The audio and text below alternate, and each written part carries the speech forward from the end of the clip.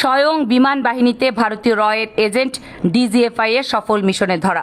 ইতিহাস লেখা হয় কালি আর কলমে, কিন্তু কখনো কখনো ইতিহাস বদলে দেয় মাত্র কয়েক সেকেন্ডের একটি ভিডিও। এমন একটি ভিডিও যা শুধু এক স্বৈর শাসকের পলায়নকেই নথিভুক্ত করেনি, তার টেনে হিস্ট্রে বের করে এনেছে আমাদের মাতৃভূমির গভীরে লুকিয়ে থাকা এক অবিশ্বাস্য বিশ্বাসঘাতকতার চিত্র। শেখ হাসিনার গণ অভ্যুত্থানের মুখে দেশ ছেড়ে পালানোর সেই চাঞ্চল্যকর ভিডিও সূত্র ধরেই ফাঁস হয়ে বেরিয়ে এলো ভারতীয় গোয়েন্দা সংস্থা রয়ের সে ভয়ঙ্কর নেটওয়ার্ক, যা অজগরের মতো পেঁচিয়ে ধরেছিল আমাদের সশস্ত্র বাহিনীকে। প্রিয় দর্শক, আজ আমরা এক রুদ্ধশ্বাস সত্যের মুখোমুখি হব। কিভাবে একটি মোবাইল ভিডিও সূত্র ধরে খসে পড়ল দেশপ্রেমের মুখোশ পরা অফিসারদের আসল চেহারা। তারা সেই বিশ্বাসঘাতক যারা টাকা, নারী আর ক্ষমতার লোভে বিকিয়ে দিয়েছিল দেশের আত্মাকে। আর কিভাবে এখনো কলকাতা আর দিল্লি থেকে শেখ হাসিনার পরিবার নিয়ন্ত্রণ করছিল ঢাকার এই ভয় ষড়যন্ত্র। 5ই আগস্ট 2024 ঢাকা তখন ছাত্র জনতার উত্তাল স্লোগানে প্রকম্পিত। এক দফা এক দাবি, স্বৈরাচার তুই কবে যাবি। এই গর্জনে কেঁপে উঠেছে শহরের প্রতিটি অলিগলি। দুপুরের দিকে হঠাৎ করেই কুর্মিটোলা বিমান ঘাঁটি থেকে আকাশে উড়াল দেয় একটি হেলিকপ্টার। তৎকালীন প্রধানমন্ত্রী শেখ হাসিনাকে নিয়ে সেই হেলিকপ্টারটি কিছু দূর গিয়েই অবতরণ করে এবং সেখান থেকে তিনি উঠে বসেন বাংলাদেশ বিমান বাহিনীর একটি C-13J বিমানে, যার গন্তব্য ছিল সরাসরি দিল্লি। ঠিক সেই মুহূর্তেই দেশের কোটি কোটি মানুষের মোবাইল ফোনে ছড়িয়ে পড়ে একটি ভিডিও, শেখ হাসিনার সেই পালানোর দৃশ্য। কিন্তু দেশের সর্বোচ্চ নিরাপত্তা বলয়ে থাকা একজন প্রধানমন্ত্রীর প্রস্থানের এমন স্পষ্ট ভিডিও ধারণ করলো কে? বিমান বাহিনীর চৌকস গোয়েন্দা শাখা এয়ার ইন্টেলিজেন্স ভিডিও হাতে পেয়েই কাজে নেমে পড়ে।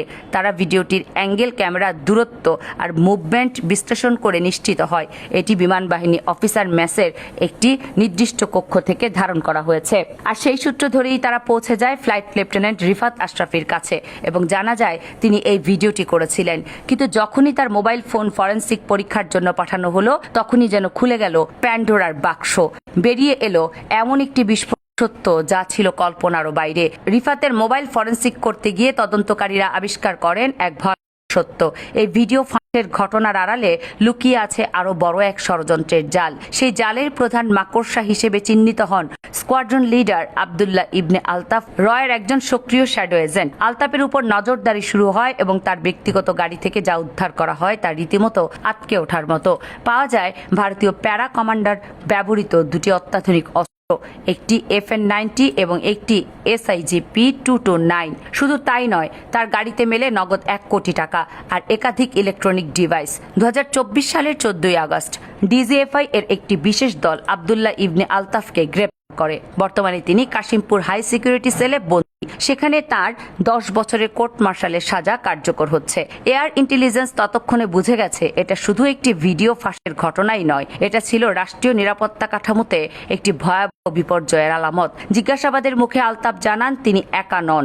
বাংলাদেশ বিমান বাহিনীর ভেতরে তিনি রয়ের জন্য একটি গোটা নেটওয়ার্কই তৈরি করেছিলেন। তার দেয়া তথ্যের ভিত্তিতে আরও 6 জন উচ্চপদস্থ কর্মকর্তার নাম বেরিয়ে আসে।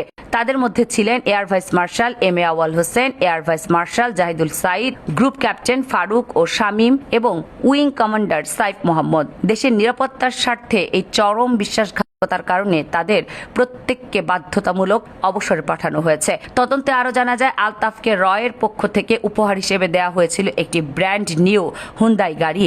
আরও ভয়ঙ্কর তথ্য হলো এই গোয়েন্দা সংস্থাটি নিয়মিত তার কাছে নারীদের পাঠাতো, যার মাধ্যমে প্রভাব এবং প্রলোভনের ফাঁদে ফেলে তাকে দিয়ে নিজেদের কাজ হাসিল করত।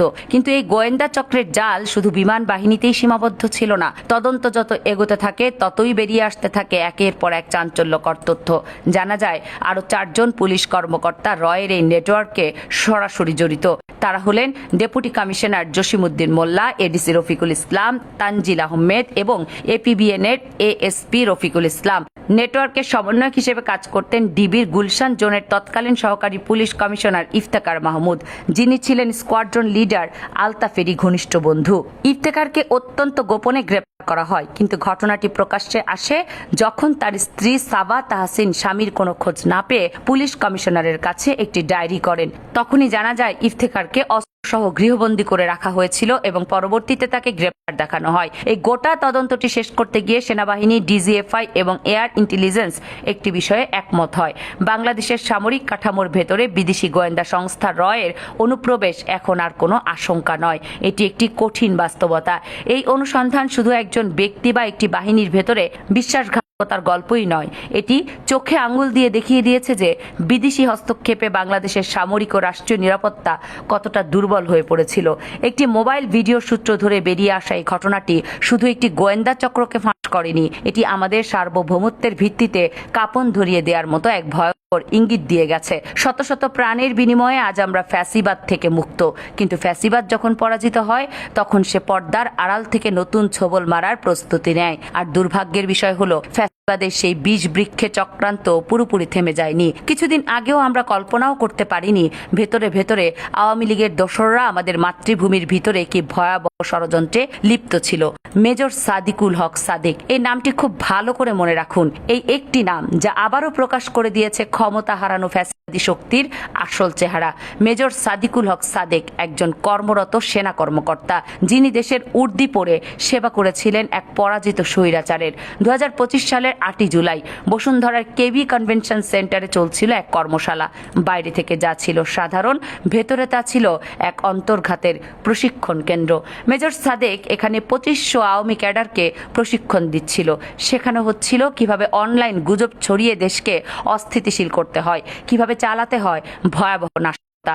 ভাবতে পারেন, আমাদেরই একজন সেনা কর্মকর্তা আমাদেরই দেশের বিরুদ্ধে এক ছায়া বাহিনী তৈরি করছিল, আর এই পুরো ষড়যন্ত্রের কলকাঠি নাড়া হচ্ছিল দেশের বাইরে থেকে। কলকাতায় বসে ঢাকার এই প্রশিক্ষণ নিয়ন্ত্রণ করছিলেন সাবেক স্বরাষ্ট্রমন্ত্রী আসাদুজ্জামান খান কামাল ও পলাতক ডিএমপি কমিশনার হাবিবুর রহমান। দিল্লিতে বসে কৌশলগত মদত দিচ্ছিলেন সাবেক এসবি প্রধান মনিরুল ইসলাম ও ডিজিএফআই এর সাবেক প্রধান লেফটেন্যান্ট জেনারেল মুজিবুর রহমান। আর এই পুরো নাটকের মাস্টারমাইন্ড আবারও সেই ভারতীয় গোয়েন্দা সংস্থা র। কিন্তু সবচেয়ে মর্মান্তিক সত্য হলো, এই গোটা পরিকল্পনার সরাসরি নির্দেশ ছিল হাসিনা পুত্র সজীব ওয়াজেদ জয়ের। তার নির্দেশে মেজর সাদেক এই ঘাতক বাহিনী তৈরি করছিল ভবিষ্যতের নির্বাচনকে প্রভাবিত করতে, দেশকে আবারও অস্থিতিশীলতার অন্ধকারে ডুবিয়ে দিতে। 22 জুলাই থেকে শুরু হয় অভিযান। কিন্তু দেখুন ষড়যন্ত্রকারীদের ধূর্ততা, মেজর সাদেকের মোবাইল ফোন বা ল্যাপটপ জব্দ করা যায়নি। কনভেনশন হলে সব সিসি ক্যামেরা সেদিন পরিকল্পিতভাবে বন্ধ রাখা হয়েছিল। তারা প্রতিটি পদক্ষেপ নিয়েছিল নিখুঁতভাবে, যেন কোনো প্রমাণ না থাকে। এই ষড়যন্ত্রের বীজ রোপিত হয়েছিল একদিনের নয়, 6 জানুয়ারি 2009 সালে। সেদিন থেকে শুরু হয়েছিল গণতন্ত্রের কফিনে শেষ পেরেক ঠোকার আয়োজন। এরপর 15টি বছর দেশ দেখেছে গুম, খুন, ক্রসফায়ার আর বিচার বহির্ভূত হত্যাকাণ্ডের এক অনন্ত অন্ধকার। কেড়ে নেওয়া হয়েছিল আমাদের কণ্ঠস্বর, আমাদের স্বপ্ন দেখার অধিকার। কিন্তু ইতিহাস সাক্ষী, এই বাংলার দামাল ছেলেরা অন্যায়ের কাছে কখনো মাথা নত করে না। কোটা সংস্কার আন্দোলন থেকে জন্ম নেয়া গণবিস্ফোরণ ভাসিয়ে নিয়ে গেছে 15 বছরের দুঃশাসন। আবু সাইদ সহ শত শহীদের বিনিময়ে আমরা পেয়েছি এই মুক্তি। আজ নোবেল বিজয়ী ডক্টর মোহাম্মদ ইউনূসের নেতৃত্বে দেশ এগিয়ে চলেছে সত্যিকারের গণতন্ত্রের পথে। বিচার হচ্ছে দুর্নীতি আর ষড়যন্ত্রের। মেজর সাদিকের মতো দেশদ্রোহিতার মুখোশ খুলে পড়েছে। জন্ম নিচ্ছে এক নতুন বাংলাদেশ, সত্যের, ন্যায়ের এবং সাহসের বাংলাদেশ। কিন্তু ভুলে গেলে চলবে না, স্বাধীনতা অর্জন করার চেয়েও তাকে রক্ষা করা কঠিন। মেজর সাদেকের ঘটনা আমাদের চোখে আঙ্গুল দিয়ে দেখিয়েছে, গণতন্ত্রের শত্রুরা ঘুমিয়ে নেই, তারা অন্ধকারের ভেতর থেকে সুযোগের অপেক্ষায় আছে। তাই আমাদের অতন্দ্র প্রহরীর মতো জেগে থাকতে হবে, গড়তে হবে এমন এক ইস্পাত কঠিন গণতান্ত্রিক ভিত্তি, যা ভেদ করে কোনো বিদেশি শক্তি বা দেশদ্রোহী চক্র আর কখনো আমাদের সার্বভৌমত্বে আঁচড় কাটার দুঃসাহস দেখাবে না। কারণ এই লড়াই শুধু আজকের নয়, এই লড়াই অনাগত ভবিষ্যতের, এই লড়াই আমাদের অস্তিত্বের। কামরুন নাহার, রাখি, KNR মিডিয়া।